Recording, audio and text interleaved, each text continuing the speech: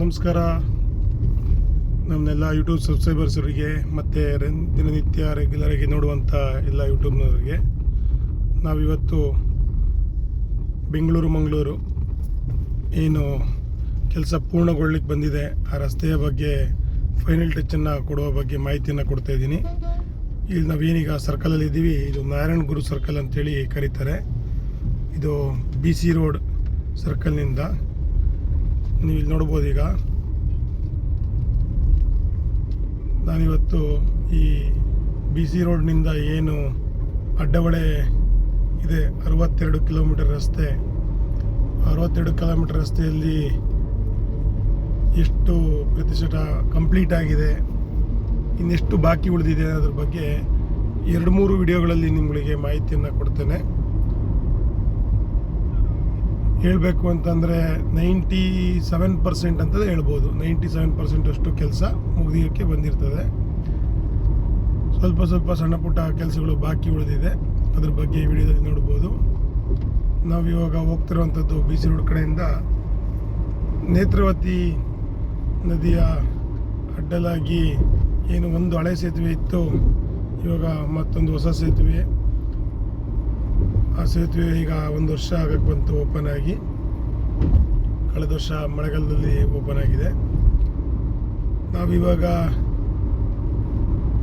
ಏಪ್ರಿಲ್ನ ಕೊನೆಯ ಹಂತಕ್ಕೆ ಬಂದು ತಲುಪಿದ್ದೇವೆ. ಸೊ ಮೇ ಮತ್ತು ಏನು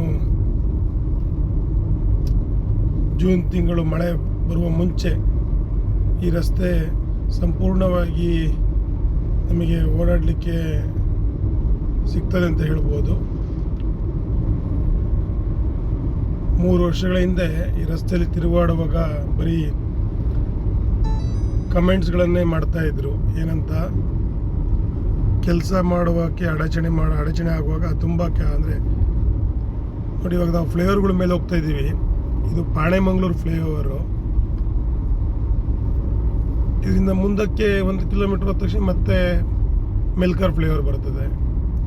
ಅದೇ ರೀತಿ ಮುಂದಕ್ಕೆ ಕಲ್ಲಡ್ಕ ಫ್ಲೈಓವರ್ ಬರ್ತದೆ, ಮಾಣಿ ಫ್ಲೈಓವರ್ ಬರ್ತದೆ. ಮಾಣಿಯಿಂದ ಮುಂದೆ ಹೋಗ್ತಾ ಗಡಿಯಾರ ಅಂತ ಜಾಗದಲ್ಲಿ ಅಂಡರ್ಪಾಸ್ ಬರ್ತದೆ. ಅಂಡರ್ಪಾಸ್ ಮುಗಿದ ನಂತರ ಮತ್ತೆ ಸ್ವಲ್ಪ ದೂರ ಹೋಗ್ತೀವಿ ಅಂತ ಅನ್ನುವಾಗ ಉಪ್ಪಿನಂಗಡಿ ಎಂಟ್ರಿ ಆಗುವಾಗ ಒಂದು ಫ್ಲೈಓವರು, ಪುತ್ತೂರು ಬೈಪಾಸಿಗೆ, ಉಪ್ಪಿನಂಗಡಿ ಸಿಟಿಗೆ ಒಂದು ಫ್ಲೈಓವರು ಮತ್ತು ಕಡಬ ಸುಬ್ರಹ್ಮಣ್ಯಕ್ಕೆ ಹೋಗುವಂಥ ರಸ್ತೆ ಒಂದು ಫ್ಲೈಓವರು. ತದನಂತರ ಮತ್ತೊಂದು ಫ್ಲೈಓವರ್ ಅಂದರೆ ನೆಲ್ಲೇಡಿ ಫ್ಲೈಓವರು. ಇಷ್ಟು ಫ್ಲೈಓವರ್ಗಳು ಕೂಡ ಈ ಏನು KNR ಕನ್ಸ್ಟ್ರಕ್ಷನ್ ಕೆಲಸ ಮಾಡ್ತಾ ಇದ್ದಾರೆ ಅವರ ಅಂಡರಿಗೇ ಬರ್ತದೆ. 8 ಫ್ಲೈಓವರ್ಗಳು ಕೆಲಸವನ್ನು ಈ 2 ವರ್ಷ 3 ವರ್ಷಗಳಲ್ಲಿ ಮುಗಿಸುವ ಹಂತಕ್ಕೆ ಬಂದಿದ್ದಾರೆ. ಈಗ ನೆಲ್ಲೇಡಿ ಫ್ಲೈಓವರ್ ಬಗ್ಗೆ ಒಂದು ಮಾಹಿತಿ ಏನಂದರೆ, ಕಳೆದ ಏನು 23ರಲ್ಲಿ ಏನು ಅದನ್ನು ಅವೈಜ್ಞಾನಿಕ ಕಾಮಗಾರಿ ಅದನ್ನು ಮಾಡಬಾರ್ದು, ನಿಲ್ಲಿಸಬೇಕು ಅಂತ ನಿಲ್ಲಿಸಿದ್ರು. ಅದಕ್ಕೀಗ ಒಂದು ಎಲ್ಲ ಥರದ ತೊಂದರೆಗಳಿಂದ ಕ್ಲಿಯರಾಗಿ ಅದು ಕೂಡ ಇವತ್ತು 70-80% ಭಾಗದಷ್ಟು ಕಂಪ್ಲೀಟ್ ಆಗಿದೆ ಅಂತ ಹೇಳಲಿಕ್ಕೆ ಇಷ್ಟಪಡ್ತೇನೆ. ಮತ್ತು ಅದು ಈ ವರ್ಷ ಮಳೆಗಾಲದ ಮುಂಚೆ ನಾವು ನೆಲ್ಲೇಡಿ ಫ್ಲೈಓವರ್ಗಳ ಮೇಲೂ ಕೂಡ ತಿರುಗಾಡ್ತೀವಿ ಅನ್ನುವಂಥ ಒಂದು ಮಾಹಿತಿಯನ್ನು ಕೊಡ್ತೇನೆ. ಆಗ ನಮಗೆ ಯಾವುದೇ ರೀತಿಯಾದಂತಹ ಬಾಕಿ ಉಳಿದಿರುವಂಥ ಕೆಲಸಗಳಲ್ಲಿ ಅಂತ ಕೇಳಕ್ಕೆ ಬಂದರೆ, ಏನು ಈ 62 ಕಿಲೋಮೀಟರ್ ರಸ್ತೆಗೆ ಒಂದು ಟೋಲನ್ನು ಮಾಡ್ತಾರೆ, ಒಳಲು ಅಥವಾ ನೀರ್ಕಟ್ಟೆ ಬಳಿ, ಏನು ಹೆಸರು ಬರ್ತದೆ ಅಂತ ಗೊತ್ತಿಲ್ಲ. ಕೆಲವೇ ದಿನಗಳಲ್ಲಿ ಅಂದರೆ ಈಗ ಏಪ್ರಿಲ್ ತಿಂಗಳಲ್ಲಿ ಇದ್ದೇವೆ ಅಂತ ಹೇಳಿದ್ರೆ ಮೇ ತಿಂಗಳಿನಲ್ಲಿ ನಾವು ಟೋಲ್ಗಳನ್ನು ಕಟ್ಟಿ ಓಡಾಡಬೇಕಾಗ್ತದೆ. ಇಲ್ಲಿ ಮುಂದೆ ಬರುವಂಥದ್ದು ಕಲ್ಲಡ್ಕ ಆಗಿರೋದ್ರಿಂದ ವಿಟ್ಲ ಲೆಫ್ಟಿಗೆ ಹೋಗಬೇಕಾಗ್ತದೆ. ನಾವೀಗ ಫ್ಲೈಓವರ್ಗಳ ಮೇಲೇ ಸಾಕ್ತೇವೆ ಸರಾಗವಾಗಿ. ಇಲ್ಲಿ ಒಂದು ಬಾಕಿ ಉಳಿದಿತ್ತು ಕೆಲಸ, ಏನು ನರಹರಿ ಪರ್ವತದ ಜಾಗದ ಬಾಕಿ ಕೆಲಸ ಉಳಿದಿತ್ತು, ಅದು ಸಹ ಇವಾಗ ಕಂಪ್ಲೀಟ್ ಆಗಿದೆ.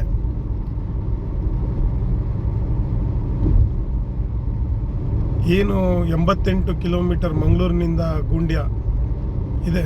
ಅದು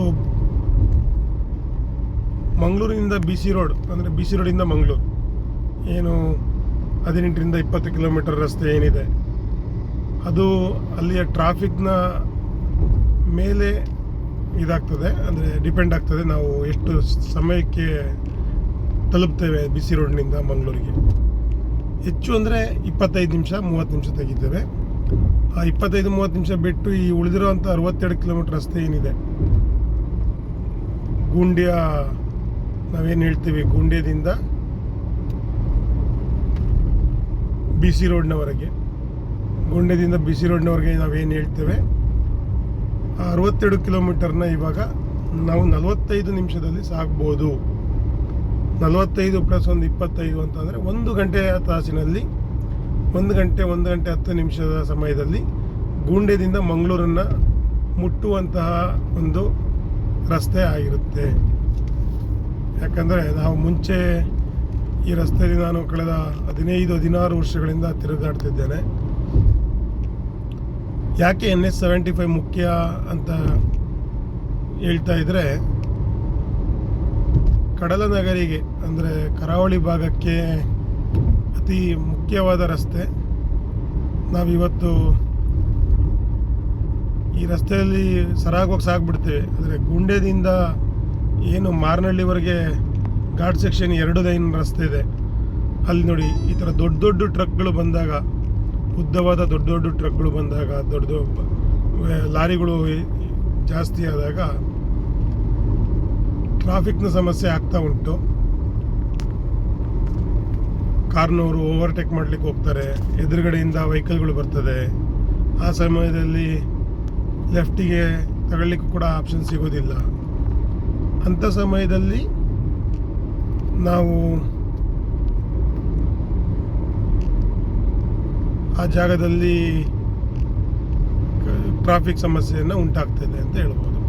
ಮುಂದಿನ ದಿನಗಳಲ್ಲಿ ಈ ರಸ್ತೆ ಓಪನ್ ಆದರೆ ಓಕೆ ಆಗಿ ಎಲ್ಲವೂ ಸರಿ ಆಗ್ತದೆ ಅನ್ನುವಾಗ ಮಂಗಳೂರಿಗೆ, ಕಡಲ ನಗರಿಗೆ ಅಥವಾ ಕರಾವಳಿ ಭಾಗಕ್ಕೆ ಹೆಚ್ಚಿನ ಜನ ಪ್ರವಾಸಿಗರು ಈಗ ಆಲ್ರೆಡಿ ಬರ್ತಾ ಇದ್ದಾರೆ, ರಸ್ತೆ ಸುಗಮವಾಗಿದೆ ಅನ್ನುವ ಕಾರಣಕ್ಕೆ. ಆದರೆ ಘಾಟ್ ಸೆಕ್ಷನ್ನಲ್ಲಿ ಏನಿದೆ, ಒಂದು 25 ಕಿಲೋಮೀಟರ್ ರಸ್ತೆ, ಆ ರಸ್ತೆಗೆ ಒಂದು ನಮಗೆ ಲಾಂಗ್ ಟರ್ಮ್ ಅಂತ ಹೇಳುವಾಗ ಒಂದು ಟನಲ್ನ ರಸ್ತೆ ಅವಶ್ಯಕತೆ ಇದೆ. ಟನಲ್ನ ರಸ್ತೆ ಅವಶ್ಯಕತೆ ಬೇಕು. ಅದಕ್ಕಿನ್ನೂ ಸಹ DPR ಅನ್ನು ಮಾಡ್ತಾ ಇದ್ದಾರೆ ಹೊರತು, DPR ಮಾಡಲಿಕ್ಕೆ ಅಂತ ಹೇಳಿ ಮಾಹಿತಿಯನ್ನು ಕೊಟ್ಟಿದ್ದಾರೆ ಹೊರತು ಯಾವುದೇ ರೀತಿಯ ಕೆಲಸ ಆಗಿಲ್ಲ ಅಂತ ಹೇಳಲಿಕ್ಕೆ ಇಷ್ಟಪಡ್ತೇನೆ.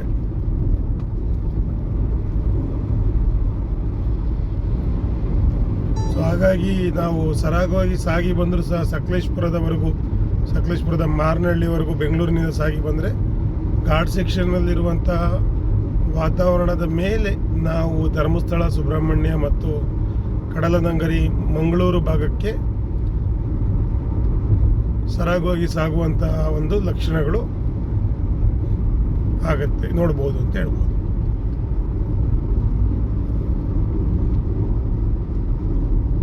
BC ರೋಡ್ನಿಂದ ಹೊರಟು ನಾವು ಕೇವಲ 8-9 ನಿಮಿಷ ಆಯಿತು. ಮಾಣಿಗೆ 10 ನಿಮಿಷ ತೆಗೆದುಕೊಳ್ತದೆ.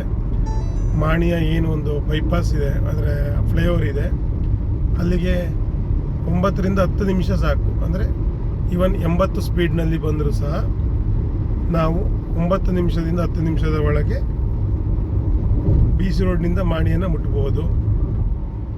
ಮಾಣಿಯಿಂದ ಮತ್ತೆ ಉಪ್ಪಿನಂಗಡಿಗೆ ಅಂತ ಕೇಳುವಾಗ ಅದು ಕೂಡ ಅದೇ ರೀತಿಯಾದಂಥ ಒಂದು 10ರಿಂದ 12 ನಿಮಿಷದಲ್ಲಿ ನಾವು ಉಪ್ಪಿನಂಗಡಿಯನ್ನು ಮುಟ್ಟಬಹುದು. ಈ ರೀತಿಯಾದಂಥ ಒಂದು ವ್ಯವಸ್ಥೆ ಸಂಪೂರ್ಣವಾದ ರಸ್ತೆ ಆದ ನಂತರ ನೋಡಿ, ಇಲ್ಲಿ ಲೆಫ್ಟ್ ತೆಗಿಬೇಕು. ಪುತ್ತೂರು, ಸುಳ್ಯ, ಮಡಿಕೇರಿ, ಕುಶಾಲನಗರ, ಪಿರಿಯಾಪಟ್ಟಣ, ಹುಣಸೂರು, ಮೈಸೂರು ಈ ಭಾಗಕ್ಕೆ ಹೋಗುವಂಥವ್ರು ಇಲ್ಲಿ ಲೆಫ್ಟ್ ತೆಗೆದು ಏನಲ್ಲಿ ಸರ್ವಿಸ್ ರೋಡಲ್ಲಿ ಹೋಗಿ ಅಲ್ಲಿಂದ ಅಂಡರ್ ಪಾಸ್ನಲ್ಲಿ ಬಲಬದಿಗೆ ತಿರುಗಿ ಹೋಗುವಂಥ ಕೆಲಸ ಮಾಡಬೇಕು.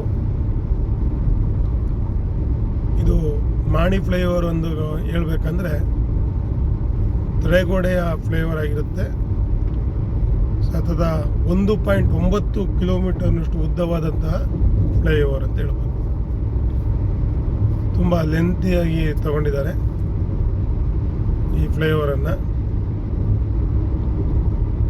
1.9 ಕಿಲೋಮೀಟರ್ನಷ್ಟು ಉದ್ದವಾದಂತಹ ಫ್ಲೈಓವರ್ ಅಂತ ಹೇಳ್ಬೋದು. ಇಲ್ಲಿಗೆ ನಾವು 4 ಫ್ಲೈಓವರ್ಗಳನ್ನು ಮುಗಿಸಿದ್ದೇವೆ. ಒಂದು ಆಣೆಮಂಗಳೂರಿನ ಫ್ಲೈಓವರ್, ಎರಡನೇದಾಗಿ ಮೆಲ್ಕಾರ್ನ ಫ್ಲೈಓವರ್, ಮೂರನೇದಾಗಿ ಕಲ್ಲಡ್ಕದ ಕರಾವಳಿ ಭಾಗದ ಅತಿ ಉದ್ದವಾದಂತಹ ಫ್ಲೈಓವರ್ ಅಂತೂ ಕರೆಸ್ಕೊಂಡಿರುವಂಥ ಕಲ್ಲಡ್ಕ ಫ್ಲೈಓವರು, 70ಕ್ಕೂ ಹೆಚ್ಚು ಪಿಲ್ಲರ್ಗಳನ್ನು ಹೊಂದಿರುವಂಥ ಫ್ಲೈಓವರು, 2 ಕಿಲೋಮೀಟರ್ನಷ್ಟು ಉದ್ದವಾದಂತಹ ಫ್ಲೈಓವರ್, ಅದು ಕಲ್ಲಡ್ಕ ಫ್ಲೈಓವರು. ಅದಾದ ನಂತರ 4ನೇ ಫ್ಲೈಓವರ್ ಮಾಣಿ ಫ್ಲೈಓವರ್. ಕೇವಲ 12 ಕಿಲೋಮೀಟರ್ ಅಂತರದಲ್ಲಿ ನಾವು 3-4 ಫ್ಲೈಓವರ್ಗಳನ್ನು ನೋಡಿದ್ದೇವೆ ಅಂತ.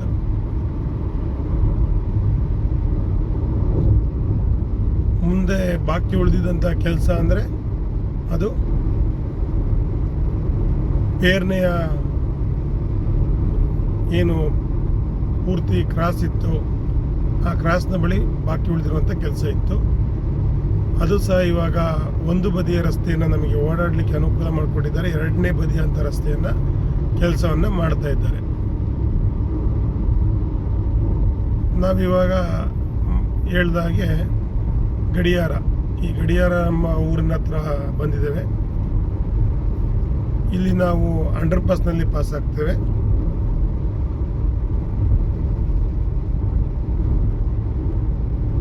ಈ ಅಂಡರ್ ಪಾಸ್ ಮುಗಿದ ನಂತರ ಮುಂದಿನ ಭಾಗವನ್ನಾಗಿ ವಿಡಿಯೋವನ್ನು ಮತ್ತೆ ಮಾಡ್ತೇನೆ. ಅದು ಉಪ್ಪಿನಂಗಡಿಯ ಎಲ್ಲ ಫ್ಲೇವರ್ನ ಕೆಲಸ ಮುಗಿಯೋವರೆಗೆ. ನೋಡಿ, ಇದು ಅಂಡರ್ ಪಾಸ್. 2 ಬದಿಯ ಸರ್ವಿಸ್ ರಸ್ತೆಗಳು ಕೂಡ ಮುಗಿಯುವ ಹಂತಕ್ಕೆ ಬಂದಿದೆ ಆಲ್ಮೋಸ್ಟ್.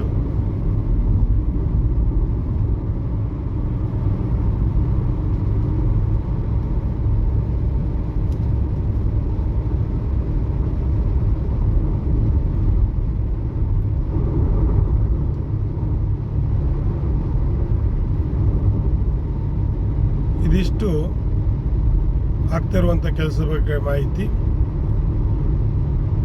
ಸೊ ಹಾಗಾಗಿ ನಾನು ಹಂತವಾಗಿ ನಿಮಗೆ ವಿಡಿಯೋಗಳನ್ನು ತೋರಿಸ್ಲಿಕ್ಕೆ ಇಷ್ಟಪಡ್ತೇನೆ. ಮುಂದಿನ ಬರುವಂಥ ವಿಡಿಯೋಗಳಲ್ಲಿ ಸ್ವಲ್ಪ ಬಾಕಿ ಉಳಿದಿರುವಂಥ ಕೆಲಸಗಳು ಬರ್ತದೆ. ಅದರಲ್ಲಿ ಪೇರ್ನೆ ಇರ್ಬೋದು, ಇನ್ನೂ 2 ಊರುಗಳ ಹೆಸರನ್ನು ನಿಮಗೆ ಹೇಳ್ತೇನೆ. ಆ ವಿಡಿಯೋದಲ್ಲಿ ಮುಂದಿನ ಭಾಗವನ್ನು ತೋರಿಸ್ತೇನೆ ಅಂಥೇಳಿ ಇದನ್ನು ಗಡಿಯಾರದ ಜಾಗದವರೆಗೆ ವಿಡಿಯೋವನ್ನು ಎಂಡ್ ಮಾಡ್ತೇನೆ. ಧನ್ಯವಾದಗಳು ಫ್ರೆಂಡ್ಸ್. ಎಲ್ಲ ವಿಡಿಯೋಗಳನ್ನ ನೋಡಿ ಶೇರ್ ಮಾಡಿ ಅಂತ ಹೇಳ್ತಾ ವಿಡಿಯೋನ ಇಲ್ಲಿಗೆ ಎಂಡ್ ಮಾಡ್ತೇನೆ.